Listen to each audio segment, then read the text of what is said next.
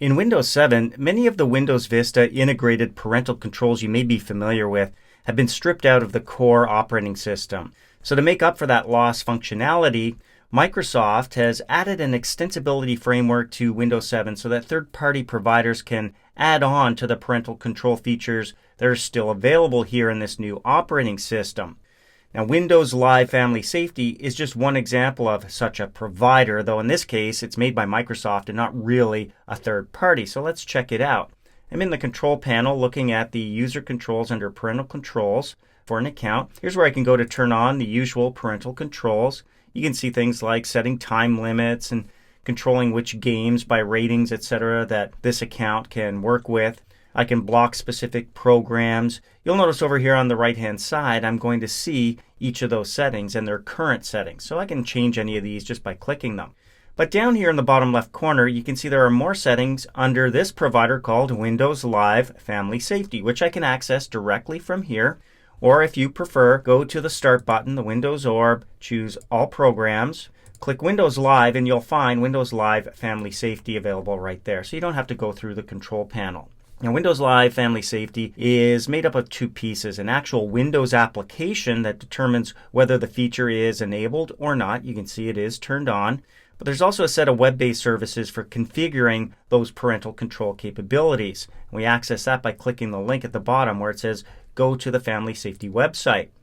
So here you can see under Family Safety, My Account, and you can see the settings for web filtering, activity reporting, contact management, and requests. I can go here to add a child, so I can add as many children here as I want, or parents. I can remove accounts from here. And once you've got them in there, you can make changes to these settings by clicking the link. So for example, web filtering, when I click Basic, you can see I'm taken to that section where Basic is selected, blocks adult content only. But websites and other categories aren't blocked. I can be very strict by choosing that one. I'll need to save my changes. Blocks all websites except child-friendly sites. And down below, if I want to customize this to choose the specific sites and so on, I could choose custom from here. Notice that child-friendly sites is one option that's checked off by default. There are other things in here that could be selected or not. It's totally up to you. You just need to save your changes when you're done. So I'm going to leave it at strict. We can also go back now to web filtering, or family safety in this case, and you can see the change to web filtering is strict. We can go to activity reporting.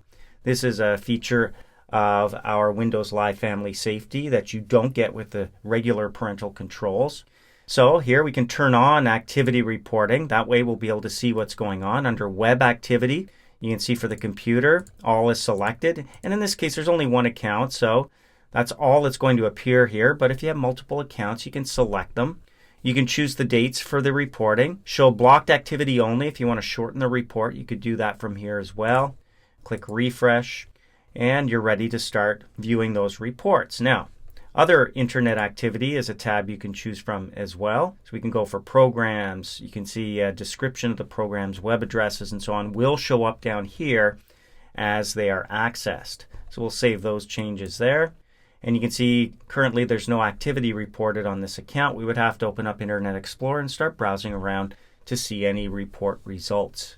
We can go to contact management right from here, or we could go back to family safety. You can see contact management here. There's none set up, and under requests we have 0.